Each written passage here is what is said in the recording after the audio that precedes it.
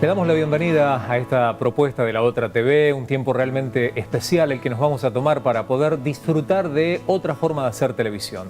Tocar otros temas, charlar de otras cosas, invitarlos a ustedes también a ser parte, no solamente del programa de hoy, sino también de cada una de nuestras emisiones, de cada una de nuestras propuestas. ¿De qué manera pueden participar? A través de nuestra fanpage en Facebook. Allí le dan me gusta precisamente a esta página en la red social.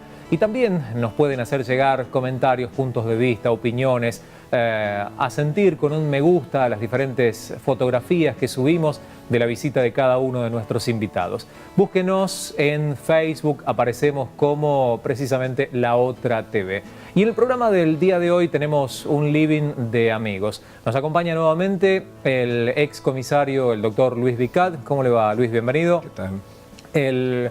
No sé cómo presentarte, porque sos bastante como polifacético, Damián. Productor, escritor, titular de una agencia de publicidad. ¿Cómo te presento? Me gusta comunicador social. Comunicador social. Y ahí envolvemos unas cuantas otras facetas de las cuales podemos hablar. Ahí está, el comunicador social Damián Sileo. Y nos acompaña hoy nuevamente Gabriel Bazán y su guitarra. Los presento a los dos. ¿Qué tal, Augusto? ¿Cómo estás? Es como Chasman y Chirolita, ¿no? Claro. La haces hablar, me imagino. Vamos a tratar de hacerla hablar. Ahí está. Bueno, una alegría poder tenerlos, además anticipando algunos aspectos que los van a tener a ustedes como protagonistas.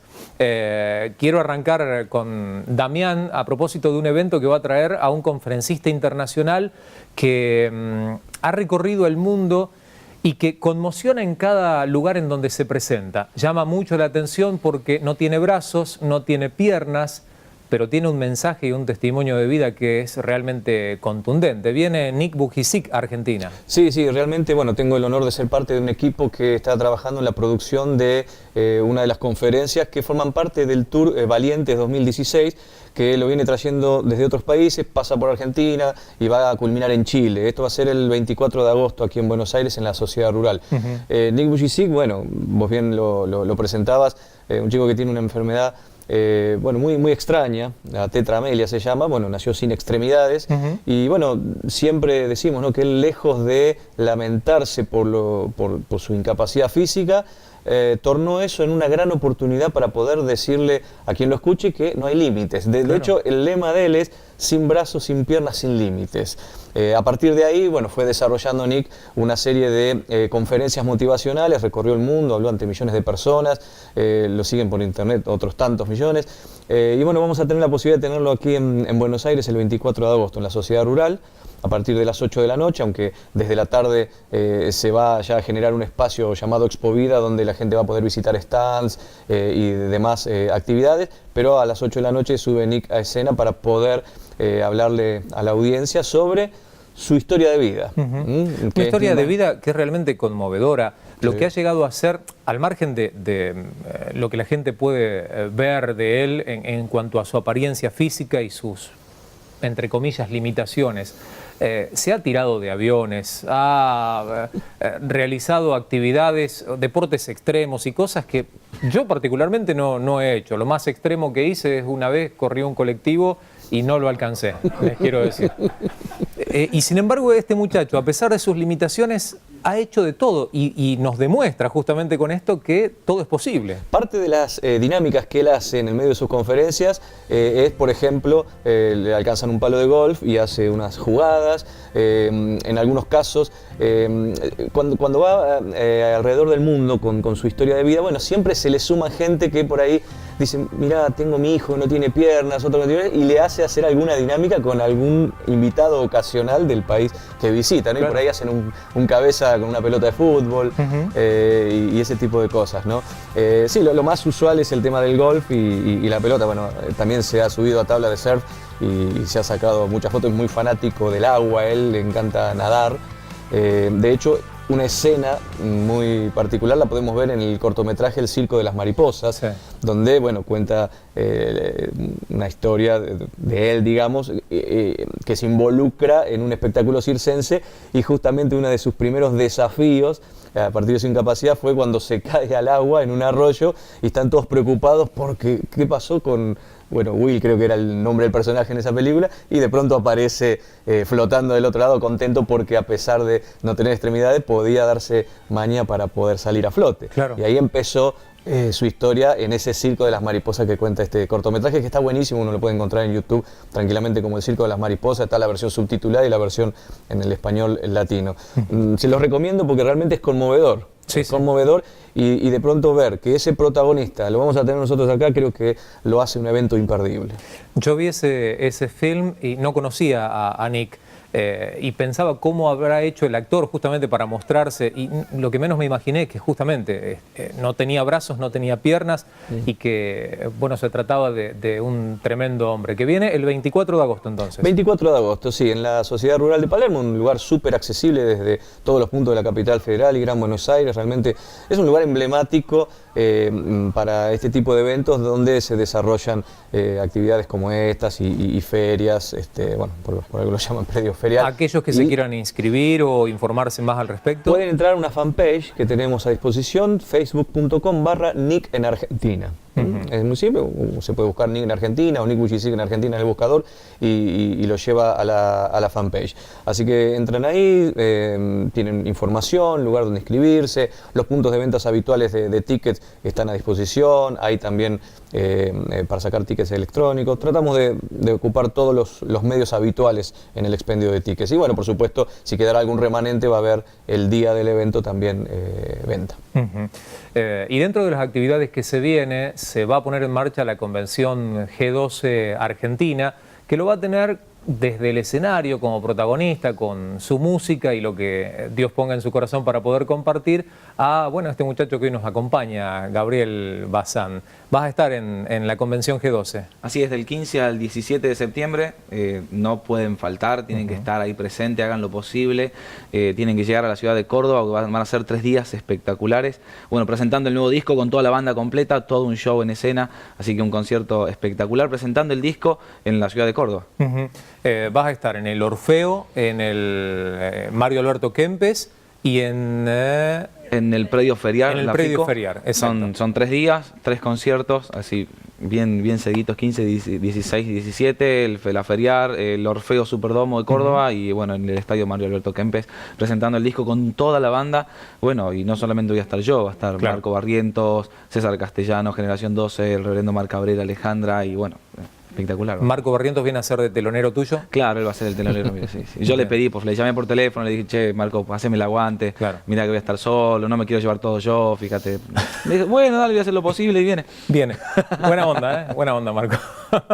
Bueno, lo pueden disfrutar, obviamente, ser parte de la convención G12 Argentina y sentir que, bueno, el nuevo trabajo discográfico de Gabriel se puede vivir desde otro lugar o con otra experiencia, porque, y ahora lo vamos a charlar incluso con Damián cuando hablemos acerca de la música, no es lo mismo la música a través de un disco o de una reproducción desde un video, que lo que es la música en vivo, ¿no? Tocada y disfrutada así de esa manera. No, no es lo mismo. La música en vivo tiene esa pizquita del sabor de la adrenalina, el sabor del compartir, del estar el público y el artista, entre comillas, por así decirlo, uno mismo y el público, esa relación de ya casi amistad, ¿no? De estar ahí juntos.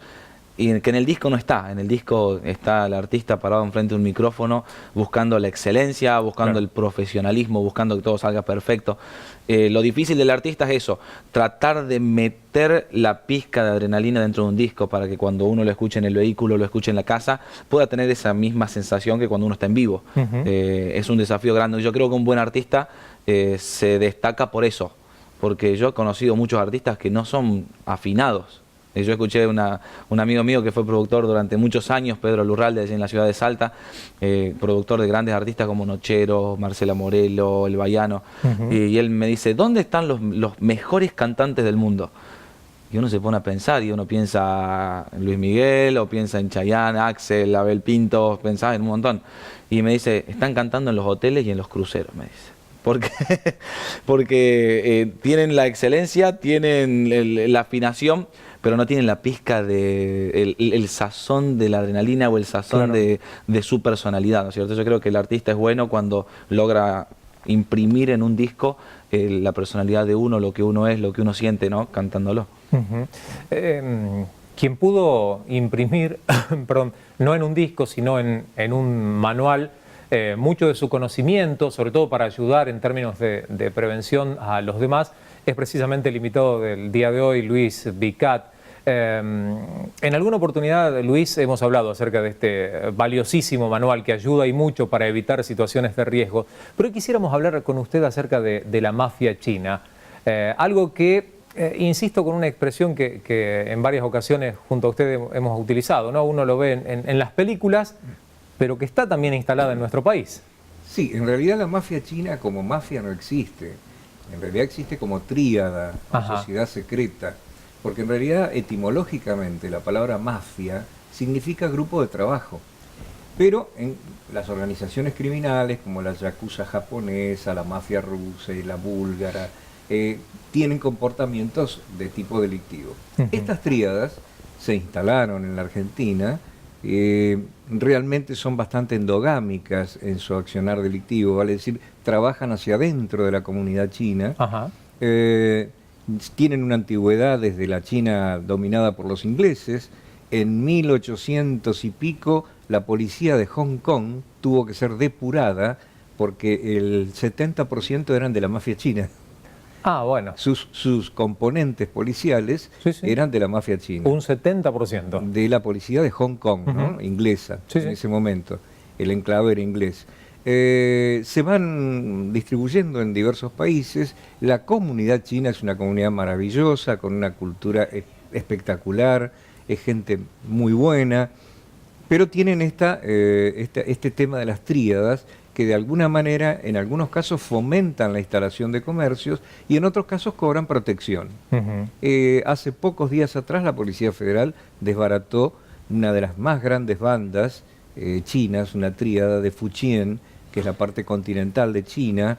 Se caracterizan por el color de las rejas con que pintan los supermercados. En cada supermercado el color significa que reporta a una tríada distinta. Hay creo que dos colores distintivos, uno es el rojo y el otro es el azul celeste. No. Hay blanco, rojo, calipso, el más conocido acá es el celeste, pero de todas maneras cada una reporta a un grupo distinto. En este caso la banda que se desbarató tenía casi 40 miembros, era la banda de Pixiu, se denominaba Pixiu, y su líder Adi.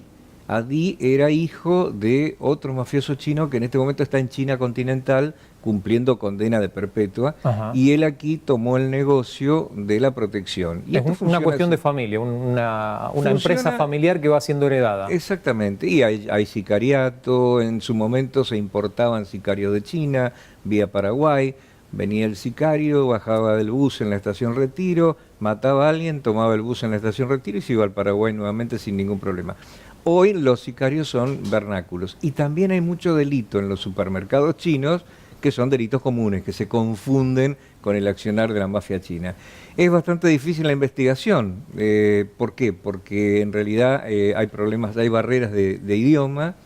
Y hay un concepto chino de desconfianza hacia lo que no sea chino. Entonces realmente el lograr un rapport, y además es muy difícil infiltrar a alguien en una banda de chinos que no sea chino, ¿no? Es un agente encubierto. No obstante, se desbarató esta banda, lo cual no es malo porque habían cometido bastantes ilícitos de extorsión. ¿Y tiene idea cuál fue la mecánica o la forma a través de la cual lograron desbaratarla? Porque recién decía, infiltrar a alguien que no sea chino es bastante complicado. ¿Cómo hizo la policía para poder llegar, o habitualmente cómo se hace, cómo se entra, cómo se desmantela un...? Es muy difícil porque la mecánica es así. Primero hay una hoja de papel A4 blanca con caracteres chinos que dice vas a tener que pagar 50.000 o 100.000 dólares de acuerdo al supermercado. A los 10 días, si no los pagó y no se comunicó con un teléfono, le pegan un tiro en la pierna a alguien del supermercado. Si no pagó nuevamente, después matan. Y además, a veces el pedido es desaforado para que no lo puedan cumplir. Luego lo matan y esto obra como advertencia al resto de la comunidad china que aterrorizada paga. Claro. En este caso hubo un infiel que denunció y colaboró con la Policía de Defraudaciones y Estafas de la Federal. Hicieron un trabajo magnífico de meses de escuchas, hasta en 3 dialectos distintos, y lograron el arresto de toda esta banda. Un trabajo interesante, pero que hay que llevarlo adelante, ¿no? Y con muchas otras mafias que también están en el país y que serían objeto de otros programas. Se implementó mucho la mafia china, no solamente en Buenos Aires, sino en Argentina. Yo vengo de afuera, yo soy federal, vengo de Salta. Ajá. Y chinos por todos lados. Los supermercados chinos son parte de un concepto de negocios que viene justamente de la China continental. En algunos casos son subsidiados y no nos olvidemos que quien más conoce de Argentina es China. China sabe cuál va a ser nuestra producción de soja del año que viene, qué cantidad de yerba y qué marca consumimos en cada pueblo, qué cantidad de azúcar se consume, cuánto jamón comemos o no, cuáles son las tendencias. Esto que es la delicia de los analistas de marketing o de los espías empresarios, esto va todo para China. Y las rejas, los colores, también es aquí en Argentina. Sí, sí, en Buenos Aires, en Salta, en Tucumán, en Santiago del Estero. En todo lugar, sí. Hay la más grande de las comunidades tiene las rejas celestes. Wow.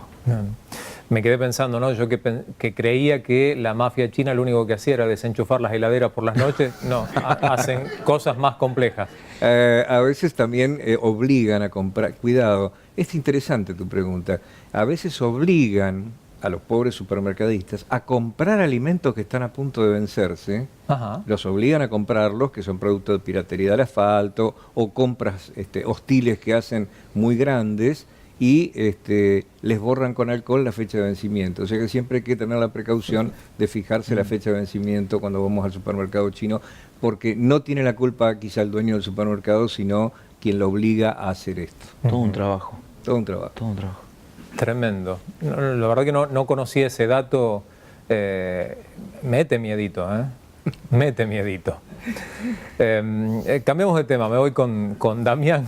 No tanto, es interesante, bueno, uno aprende cosas nuevas todos los días, la terminología mafia que uno la implementa solamente para lo delictivo, y hablaba acá el doctor de que... Es un grupo de trabajo. O sea que vos y tu banda son una mafia. Sí, somos una mafia, o los que están acá detrás de cámara. Ya lo sabíamos, no te somos drama. una mafia. Bueno, pero ahora lo podemos decir sin culpa, ¿no? Claro, Gabriel Bazán y su mafia en el escenario, interpretando algunas Si canciones. lo citás a Luis Vicat, cualquier cosa. Pero claro. Hay que tener cuidado con las palabras gatillo, ¿no? Porque a veces la gente asocia, y entonces cuando decimos mafia, todo el mundo cree que hablamos de un grupo, de una horda de Delictivo, delincuentes, claro. Al Capone. Vos decís la tan mafia así. del Padrino. Claro. Es la imagen del Padrino. Decía, a propósito de Damián y saliendo del tema de las mafias y metiéndonos en el tema de la música, la música te tiene como referente, música cristiana, ¿no? Te tiene como referente desde hace un tiempo ya, desde el hecho de exponerla, de fomentarla, de reproducirla y también de promocionarla, porque, bueno, sos representante de diferentes artistas, de distintos cantantes y de diferentes grupos. Contame un poquitito acerca de la música cristiana hoy en Argentina, la situación en la que nos encontramos y el desarrollo del tiempo. Sos autor de un libro que, bueno, habla acerca de el transcurso o el avance o el desarrollo de la música desde 1970 y hasta el año 2000. Pero quisiera tener tu mirada a propósito de lo que es la música cristiana hoy en Argentina, Damián. Sí, bueno, se desarrolló muchísimo, se profesionalizó muchísimo. Bueno, habrás visto tras la lectura del libro que mencionaste que muestra los orígenes, el génesis, ¿no?, de todo esto que llamamos la industria musical cristiana contemporánea, ¿no?, en la Argentina, cuando aquellos cantantes que marcaron el camino, que abrieron la brecha, iban con sus valijitas, con los cassettes, que tanto sacrificio, tanto tiempo y dinero y esfuerzo les demandó, ¿no?, poder grabarlos. Bueno, marcaron un camino lleno de tropiezos, de dificultades. Muchas de las dificultades técnicas, otras por falta del conocimiento del mercado musical en general. Se fue aprendiendo un poco a los tropiezos. Yo me quedo siempre con esa frase que dice Ulises, el cantante de Rescate, cuando habla de que son un permanente juego de prueba y error, pero gracias a eso, bandas como Rescate y otras tantas que abrieron esa brecha, bueno, muchos grupos pueden transitar por ese surco que ellos marcaron sin cometer esos errores, ¿no? Entonces eso hizo que hoy por hoy podamos disfrutar de una música cristiana con un nivel de profesionalismo que por ahí antes no se veía. No significa que lo de antes no era bueno o no tenía excelencia, porque realmente en el área compositiva, por ejemplo, eso es un punto de vista muy personal, ¿no?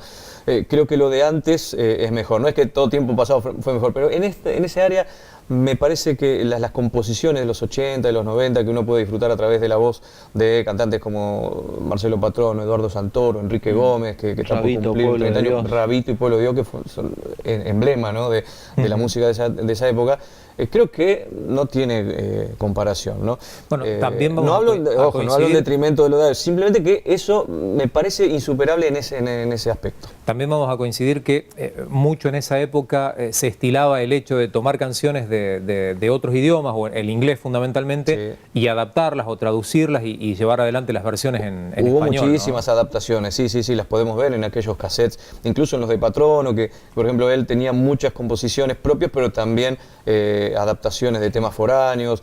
Rubén Darío Vázquez, que hizo un excelente tributo a Kid Green, que fue un emblema de la música cristiana en los Estados Unidos, que falleció en el año 82. Pero bueno, tuvimos grandes compositores realmente. Steve Green cantando canciones de Sandy Patty en la época del año 88, 89. También, por eso, hubo muchísimo de eso, ¿no? Pero bueno, quiero destacar eso, el aspecto compositivo, porque realmente fue muy importante y realmente unas letras muy nutritivas, ¿no? En cuanto a lo espiritual y bueno, también en el contenido. O sea, cuando uno se da cuenta que este tipo se sentó y se inspiró y escribió y habrá tachado un montón de frases y vuelta a escribir, te das cuenta del trabajo, ¿no? en la composición, ¿no? Hoy se ve mucho profesionalismo, por ejemplo, en el aspecto técnico, en el aspecto musical hay mucha más preparación. Bueno, Gabriel te lo puede contar ya desde su experiencia propia, no es ningún improvisado con la guitarra, tuvo sus años de estudio, sus años de privaciones de un montón de cosas que tal vez sus contemporáneos hacían, y él no lo hacía porque tiene que cuidar la garganta, tiene que ensayar, ¿no? Entonces, en ese aspecto creo que sí, hoy podemos disfrutar de un profesionalismo tremendo, y creo que cualquier artista cristiano no tiene nada que envidiarle a los que no lo son. De hecho, hay muy buena base. Vos con tu banda, incluso en tu carrera solista, tuviste la posibilidad de estar inmerso en lo que comúnmente denominamos como el mercado secular de la música. ¿Por qué? Porque justamente ven eso, ¿no? Que hay profesionalismo a la hora de interpretar, de componer y de ejecutar la música. Claro. XTO, la banda a la que te referís, tuvo la posibilidad de obtener premios y reconocimientos en el ámbito secular, ¿no? Sí, bueno, Sadaic, el Francisco Canaro, era competencia Babasónicos, Marcela Morelo, Nocheros y nosotros, y ganamos como mejores cantautores e intérpretes XTO, festivales de Viña del Mar, discos de oro con Canción de Amor. Como dice él, se profesionalizó mucho la música cristiana, pero tenemos buenas bases, muy buenas bases, muy buenas bases. Me adivinó el pensamiento la productora. Piden que si podés hacer algo de XTO. Yo pensaba puntualmente en Pataleaba. En Pataleaba como bicho que lo han sacado del agua. Un pedacito de Pataleaba. Pero hace mucho que no la canto, pero vamos a ver qué pasa. Entonces, si la han cantado televisión en vivo 2 millones de veces, no te la fue un tema que es más, yo estoy en los conciertos, estábamos en un concierto en Misiones, era Evan Kraft y Gabriel Bazán, conciertos en la costanera de Misiones. Evan Kraft te hacía de telonero también. Me hacía de telonero también. Éramos 3 bandas, Evan Kraft, Gabriel Bazán y Redimidos Gospel. Y cuando yo salgo de escena, hacemos los 3, 4 primeros temas del disco, el público empezó a cantar, pataleaba, y yo lo miraba a los músicos y a la banda, que el único de la banda de XTO que quedó es mi hermano Esteban, que está en la batería, los demás son todos músicos nuevos. Síganme, vamos a cantar Pataleaba, y salió Pataleaba, y más o menos dice,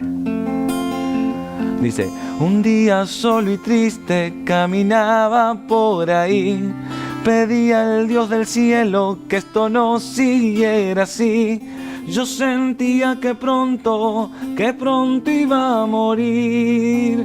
La vida se me iba y yo quería vivir. La vida se me iba y yo quería vivir. Pataleaba, Pataleaba como bicho que lo han sacado del agua, lloraba de angustia, tristeza y dolor por lo que le habían hecho a mi corazón. Pataleaba como bicho que lo han sacado del agua, lloraba de angustia, tristeza y dolor por lo que le habían hecho a mi corazón. Tremendo, muy bien. Bueno, son esas canciones que después van a ser clásicos. Claro. Y Gabriel, o si alguna vez tenemos la posibilidad tal vez de disfrutar de vuelta a XTO en su formación original, la gente lo va a pedir. Pasa con cualquier banda, con cualquier artista conocido. Hay canciones, claro, hay canciones que pasan a ser leyendas y que van a pasar 25 o 30 años. Uno escucha, qué sé yo, por otro ejemplo, bandas como YouTube haciendo canciones del año 83, como Pride, y la tienen que seguir cantando, porque la gente se los va a pedir. Y este me parece que apunta a ser uno de esos clásicos. Contanos la historia de Pataleaba. ¿De dónde sale? ¿Por qué pataleaba? Es la historia de vida de mi hermano mayor, interpretada por mí. Es como que yo hice la letra y la música junto a mi hermano, pero le saqué la historia de vida a él. Mi hermano un día así caminaba solo y triste por la calle, le había dejado su novia, se habían peleado, ya no sabía qué hacer, pataleaba como bicho que lo han sacado del agua, lloraba de angustia, tristeza y dolor por lo que le habían hecho a su corazón, ¿no?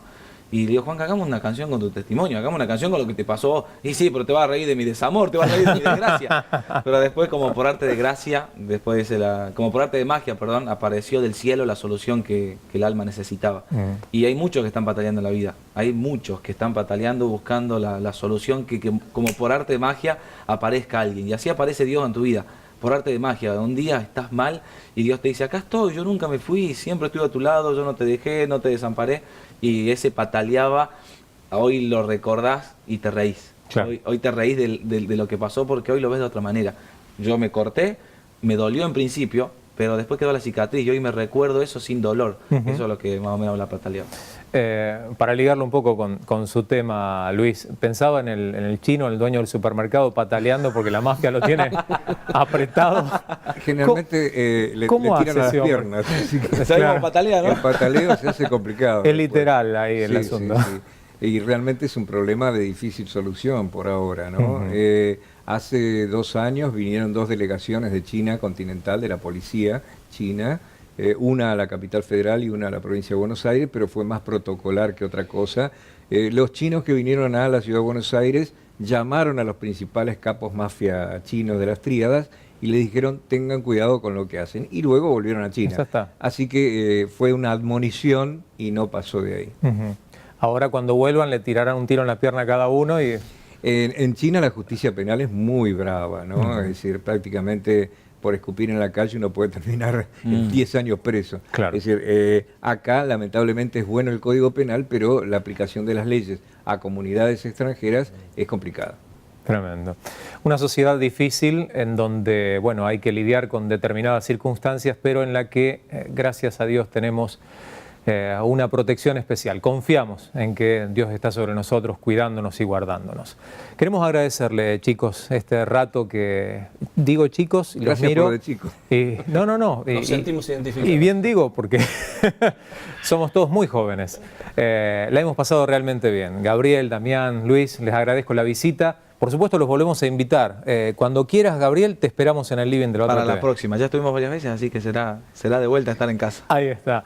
Nosotros llevamos adelante una propuesta especial. Esto ha sido La Otra TV, un living realmente singular que los invita constantemente a estar allí del otro lado de la pantalla.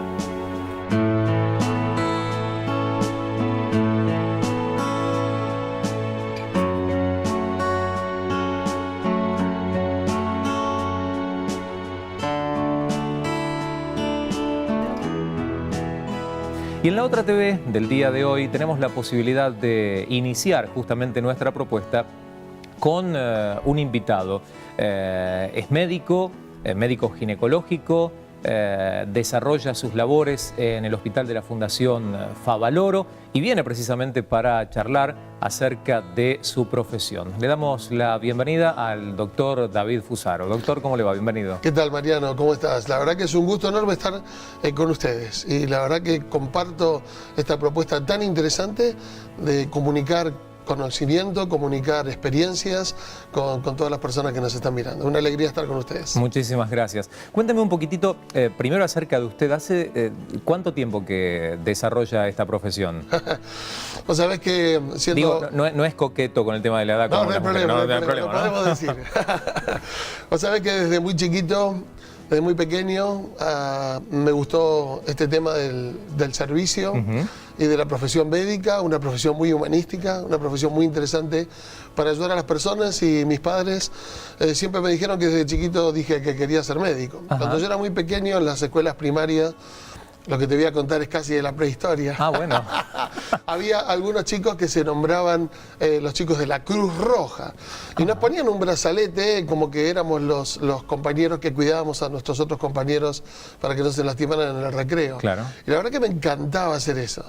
Bueno, los años fueron pasando, la vocación de servicio fue profundizándose, y después, cuando hubo que decidir, decidí ingresar a la medicina. Yo estudié en la Universidad de Buenos Aires.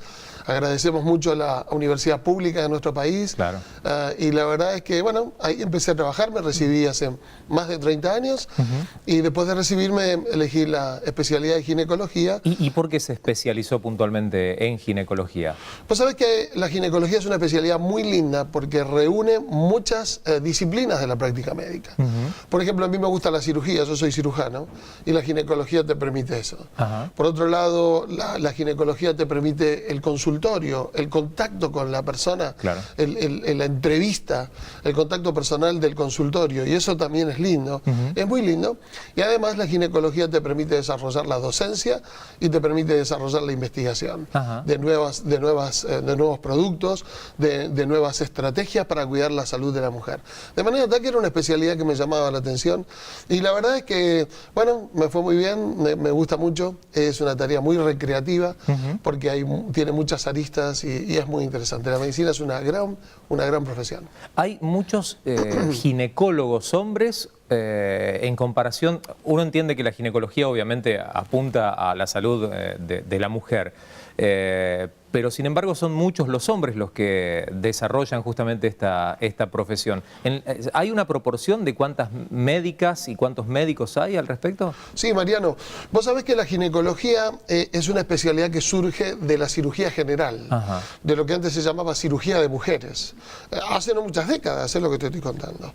Y entonces la mayoría de los cirujanos eran hombres. Ajá. Por lo tanto, originalmente la ginecología y la medicina en Argentina tuvo una gran proporción de hombres. Pero te cuento que hoy esto no es así. El 80% de las personas que se reciben de médicos son mujeres. Ah, cambió la cosa. Sí, muchísimo. Y yo te diría que en nuestra especialidad, yo te diría que 70-80% de los especialistas en ginecología, que en Argentina somos más de 15.000, son mujeres. Así que hay una gran cantidad de mujeres que desarrollan la especialidad y realmente son brillantes, ¿no? Tenemos mujeres extraordinariamente capaces que están llevando la especialidad adelante, y la verdad que no tenemos problemas de género, sino que trabajamos todos juntos, pero hoy la medicina se hizo una profesión mayoritariamente femenina. Obviamente usted no está del otro lado, pero en el caso de las pacientes, ¿qué cree que eligen más las mujeres? ¿Se sienten más cómodas con una ginecóloga o con un ginecólogo? Pues es que yo creo que depende del momento de la vida de la mujer. Los ginecólogos trabajamos desde la adolescencia hasta la senectud, pasando por la etapa reproductiva, pasando por la etapa de climaterio. Hay algunas especialidades que son eminentemente femeninas. Por ejemplo, te diría la ginecología infanto-juvenil. Para una señorita de 13, 14, 15 años, quizás le resulte mucho más cómodo, mucho menos pudoroso, con un ambiente mucho más confortable de asistirse con una mujer. Y ahí tenemos una gran proporción de mujeres. Cuando vamos a la cirugía oncológica, ahí tenemos una cosa un poquito más equilibrada, ahí tenemos algunos hombres que están trabajando en esto. Pero la verdad es que, más allá de que sea mujer o que sea varón, creo que una mujer elige al profesional por la capacidad que tenga de comunicarse, de sentirse escuchada, de sentirse respetada, de sentirse contenida, de sentirse que se le está dando el tiempo y el espacio para que ella pueda expresar lo que le pasa. Me parece que por ahí pasa la cosa. Le hago una pregunta en total tono de infidencia para saber cómo viene la cosa, porque uno no la conoce, la puede intuir pero no la conoce. El ginecólogo se encarga de la salud de la mujer, reproductiva en este caso. Por el lado de los hombres, ¿cuál es el nombre específico del médico que se encarga de atender nuestra salud? Esa pregunta que estás haciendo, Mariano, es absolutamente relevante. Es una pregunta muy importante. No, pero esta es la introducción a la pregunta. Sí, andrólogo. Andrólogo. Es decir, los médicos, los varones no tenemos un médico que por ahí atienda todo, porque a veces tenemos tres aspectos distintos. La parte clínica, la parte urológica, la parte sexológica y la parte reproductiva. Los que se encargan de la parte reproductiva son los andrólogos, pero también de cuidarnos en cuanto a la salud en general. A veces hay algunos temas vinculados a temas masculinos propios como la próstata, etcétera, etcétera, y ese es el urólogo. Pero creo que la salud de la mujer está mucho más cuidada que la salud de nosotros los hombres. Claro. Hay muchísimos ginecólogos y ginecólogas y no hay tantos andrólogos. Así que creo que ahora en este momento estamos preocupados porque el hombre también tenga un médico de cabecera donde pueda ir y donde pueda cuidarse. También es cierto que los hombres nos cuesta ir más al médico que las mujeres. Claro. La pregunta que quería hacerle, y por eso hacía esta introducción, tiene que ver con si hay pica o no hay pica entre ginecólogos y andrólogos. ¿Juegan al fútbol, por ejemplo, soltero contra casados, andrólogos contra ginecólogos? No. ¿Hay buena onda? No, sí, eso nos quiere muchísimo. Porque nosotros, vos sabés que la mujer viene al médico directamente, pero el hombre va al médico porque la mujer le dice, tenés que ir a hacerte control. Y llega arrastrado al médico. Entonces es la mujer la que lleva al médico a su esposo. Así que los andrólogos nos quieren muchísimo porque nosotros les mandamos a las pacientes. Le pregunto un poquito, doctor, y ya para meternos obviamente en una cuestión seria acerca de la salud de las mujeres, sobre todo las mujeres argentinas, ¿no?, que son aquellas con las que usted trabaja. ¿Son de cuidarse, son conscientes acerca de la responsabilidad que implica el hecho de una visita periódica al ginecólogo? ¿Es una materia pendiente? ¿Es algo que tendríamos que aprender o tendrían, en este caso, las mujeres que aprender? Cuénteme un poquito cómo es la realidad. Yo creo que en las últimas décadas en Argentina hubo un gran trabajo para que la mujer pueda hacer medicina preventiva y controlar. Vos sabés que hace poco, bueno, yo trabajo en la Fundación Favaloro y Tita Merelo fue una de las próceres. Claro. Sabés que vivió mucho tiempo y hasta sus últimos días estuvo en la Fundación Favaloro. Y Tita Merelo, a través de su programa de televisión en la década del 60-70, Muchacha, hacete el Papa Nicolau, sí. que muchas mujeres que nos están escuchando se deben acordar de esto, hizo que las mujeres comenzaran a ir al médico para hacer su chequeo preventivo, para hacer su control, para hacer la prevención y la detección precoz de las enfermedades. Con una simple frase que obviamente la inmortalizó a ella, pero sembró conciencia en las mujeres, ¿no? Mariano, no tenés ni idea del impacto positivo que esto tuvo sobre la salud de las mujeres argentinas. Sí, fue muy importante. Y a partir de ese momento hasta ahora estamos caminando un lindo rumbo porque las mujeres se controlan. Sí, y creo que, bueno, este programa y este tiempo que estamos compartiendo creo que va a ser muy relevante y muy importante para que muchas mujeres que nos estén escuchando puedan ir a su control. Todavía nos falta crecer en esto, nos falta profundizar, porque hay muchas mujeres que se controlan, pero necesitamos insistir con esto para poder lograr que todas las mujeres tengan su control anual. Entonces, hacer un hospital público, en Argentina tenemos un muy buen sistema en Capital Federal y en todo el país, tenemos hospitales públicos, sino a través de su obra social, a través del sindicato, a través de su medicina prepaga, o como se pueda, pero buscar los medios para que la mujer pueda hacerse su control.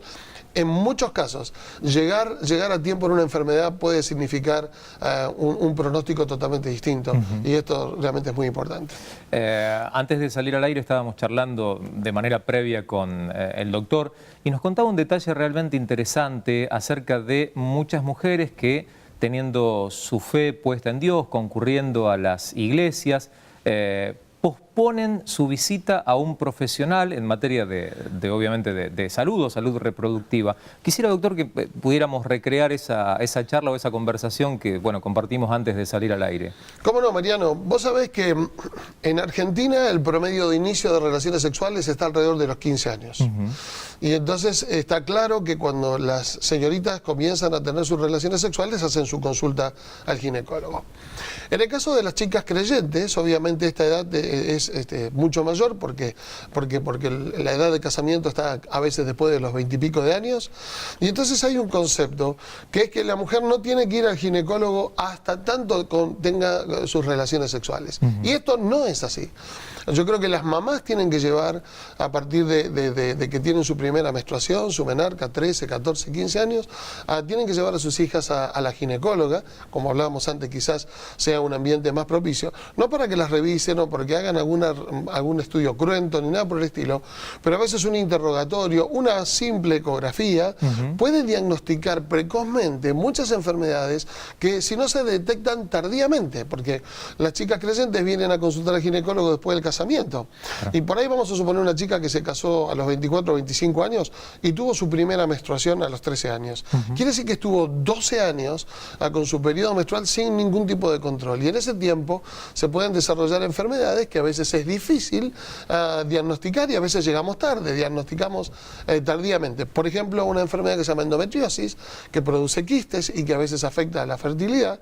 En el caso de nuestras chicas a veces se detecta muy tardíamente por esta consulta postergada. De manera tal que nuestra idea sería aconsejar a las chicas creyentes que, aunque por supuesto, y estamos de acuerdo con esto, no tengan relaciones sexuales, puedan tener su control médico, ¿cierto? Para tener un diagnóstico precoz de muchas cosas que después, si las encontramos tardíamente, nos pueden generar problemas. Y esa consulta no implica ninguna cosa grave, ni ningún estudio invasivo, ni nada que las pueda llegar a perjudicar, ni emocionalmente, ni obviamente en cuestiones físicas. Tal cual, así, con absoluto respeto y privacidad y cuidando la contención de nuestras chicas. Por ejemplo, un interrogatorio para saber qué enfermedades tuvo, un plan de vacunación para el virus de HPV, una sencilla ecografía por vía abdominal, tomando 1 litro de agua antes, que es un estudio muy sencillo, puede evitar muchísimos problemas en el futuro.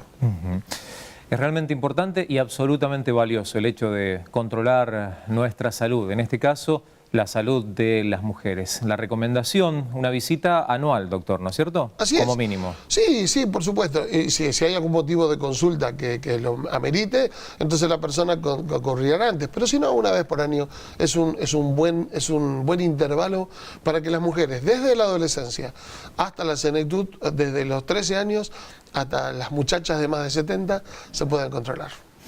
Tenemos un tiempo realmente especial. La televisión tiene muchas propuestas. Sin embargo, esta es nuestra propuesta. Esta es La Otra TV.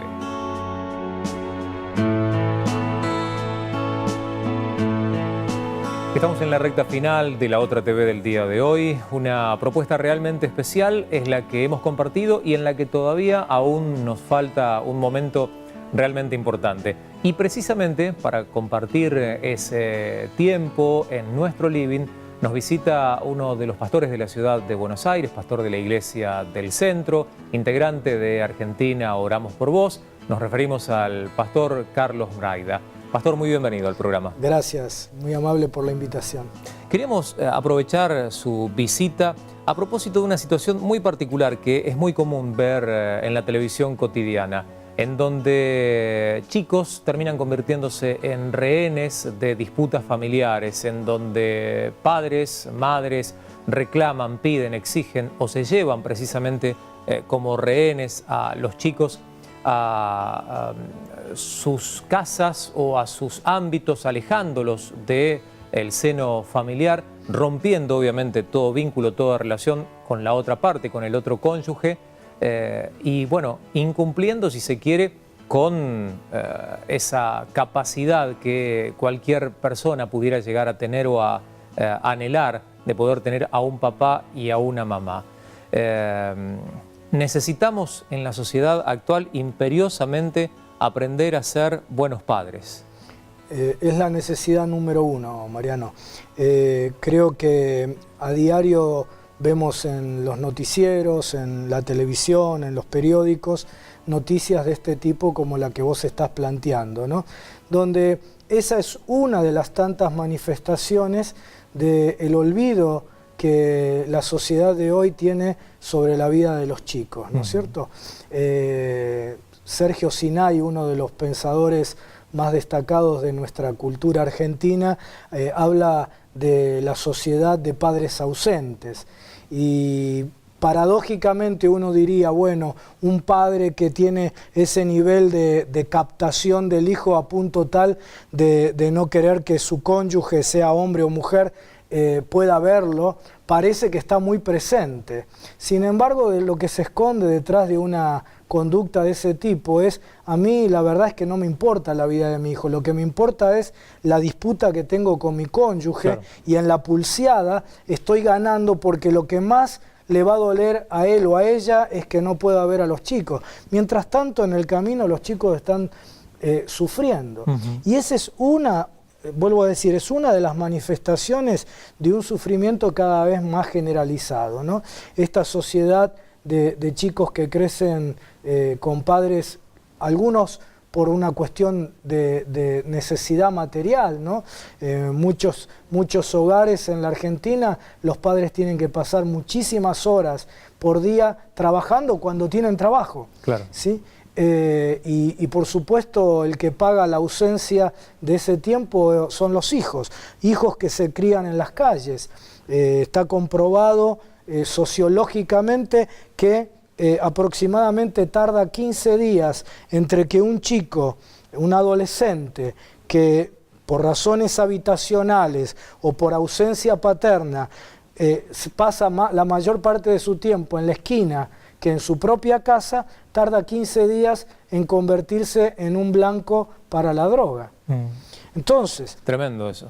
Como alguna de las problemáticas, ¿no? Es decir, el paraguas de posibilidades, el abanico de posibilidades de manifestaciones negativas de la falta de una paternidad sana son innumerables, ¿no es cierto? Entonces, como vos bien decís, esto es una necesidad imperiosa. Es el tiempo en que, como dice una de las escrituras de la literatura judía, del profeta Malaquías, ¿no? Es el tiempo que el corazón de los padres se vuelva a los hijos para que el corazón de los hijos se vuelva a los padres.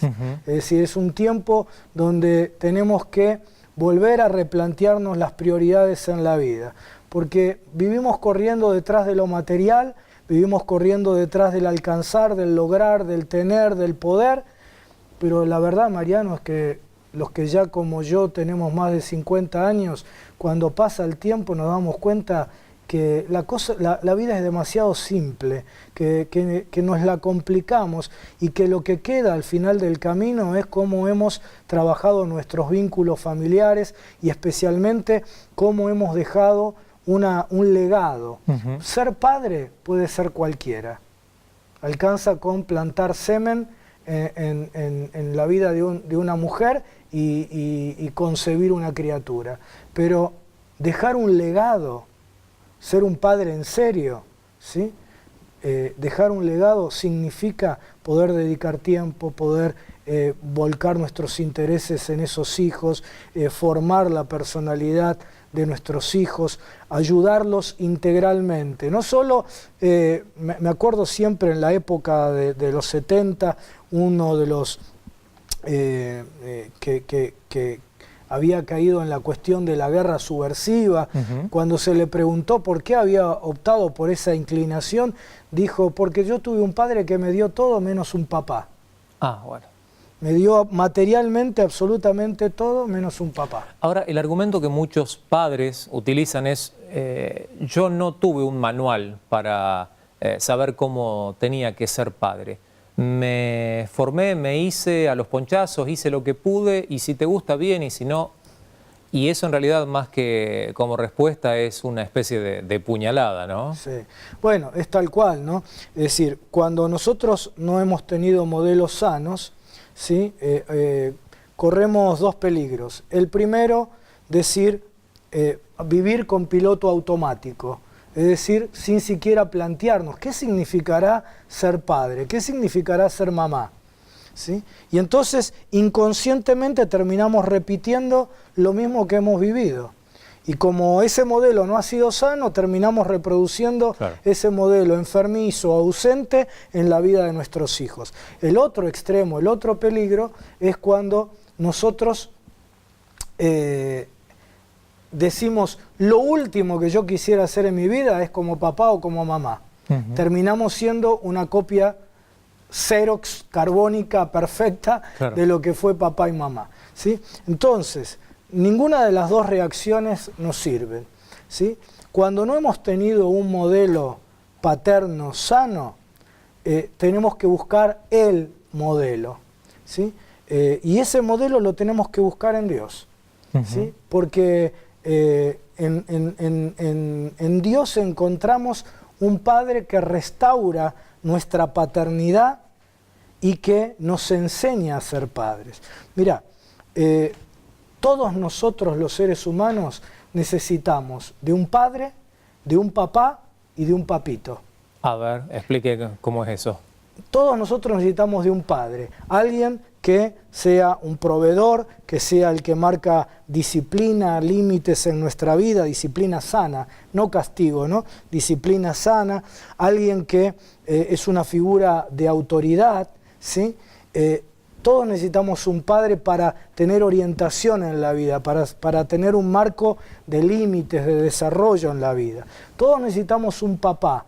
Un papá es aquel que nos da sentido de valoración, que nos da una autoestima sana, que nos valora, que nos estimula más en la vida.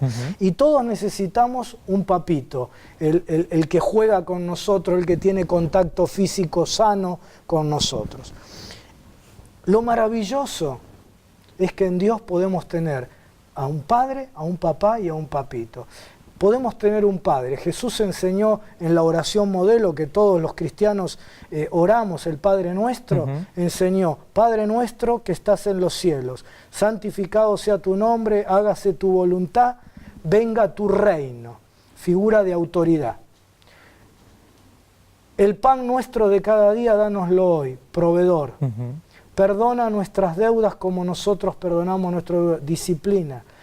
No nos dejes caer en tentación, líbranos del mal, protección, un padre. En Dios podemos tener un padre que nos protege, que nos disciplina, que nos provee y que es nuestra figura sana y amorosa de autoridad. En Dios podemos tener un papá. Dice el Evangelio que cuando Jesús es bautizado, escucha la voz del Padre, recibe el Espíritu Santo y escucha la voz del Padre que le dice: este es mi Hijo amado, en quien tengo complacencia. Las dos vertientes que estructuran sanamente la personalidad de un chico: amor y valoración. Y Dios le dice a Jesús: este es mi Hijo amado y en quien yo tengo mi deleite, mi complacencia, valoración. Cuando nosotros le entregamos nuestra vida a Jesús, lo que el Padre le dijo a Jesús nos lo dice a nosotros, porque Jesús habita en nosotros. Y entonces recibimos el amor y la aprobación, la valoración del Padre. Y en Dios podemos tener un papito, porque la Biblia también dice que el Espíritu Santo dice Abba, Padre. La palabra Abba es una palabra aramea, que es la que usa un chico judío, un chico árabe, cualquiera de la cultura semita. Yo soy nieto de árabes, así que conozco esa cultura.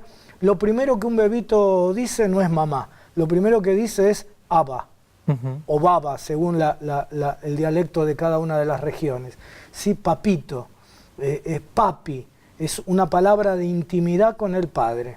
¿Sí? Es decir, el Espíritu Santo dice: ustedes pueden tener una relación con un papito que juega con ustedes, que los ama, que expresa amor tierno sobre sus vidas. Por eso, lo que en una sociedad de padres ausentes se hace indispensable tener una relación sana con Dios como Padre por medio de Jesucristo. De manera tal de que tengamos un Padre que nos orienta, que nos pone dirección en la vida, que nos provee la protección, la seguridad. Qué bueno en tiempos de tanta inseguridad, donde no hay un solo lugar en el mundo hoy que podamos decir este es un lugar seguro, saber que estamos bajo una cobertura de un Padre que nos cuida. Que podamos tener un papá y recibir ese amor y esa valoración. ¿Cuánta gente, Mariano, peregrina por este mundo sin saber si vale, si puede, si su vida tiene una valía correcta, una estima adecuada? Poder recibir de Dios el amor y la valoración y poder sentir que podemos tener una relación íntima con un papito, ¿sí? Con un papi que nos ama, que tiene ternura para con nosotros. A veces las imágenes que nos han transmitido de Dios. Como dijo un gran teólogo, decía, yo soy ateo de esas imágenes de Dios, ¿no? Es decir, son imágenes que no representan al verdadero Dios. Claro. Y a veces nos han presentado un Dios con un garrote en la mano, el gran juez, y Dios se nos presenta en la mejor definición de la Biblia, diciendo Dios es amor. Por eso necesitamos esa relación con Dios en la persona de Jesús. Y qué bueno que es precisamente que no importa la edad que tengamos, lo importante es precisamente volcarnos, así como el pastor lo dice, porque si ya hemos tenido nuestra experiencia como padres, podemos sanar nuestra relación con los hijos. Y si aún todavía no nos hemos convertido en padres, tenemos la posibilidad de llevar adelante una paternidad correcta conforme al propósito y a la voluntad de Dios. Claro, cuando experimentamos ese modelo restaurador, sanador, podemos entonces volcarlo sobre la vida de nuestros hijos y ser padres, papás y papitos, ¿sí? Con nuestros hijos, padres que orientan, que desatan el potencial de nuestros hijos, que liberan lo mejor de ellos, que proveen, que protegen, que aman, que valorizan y que son papitos que expresan, no importa la edad. Yo tengo desde uno de 28 años, el mayor, y otro de 16, y los abrazo y los beso, ¿no es cierto? Amor físico y ternura e intimidad con nuestros hijos. Pastor, le agradecemos mucho su visita al programa. Al contrario, un privilegio. La televisión tiene muchas propuestas. Esta fue la propuesta que les presentamos hoy aquí en La Otra TV. Muchas gracias. Dios los bendiga.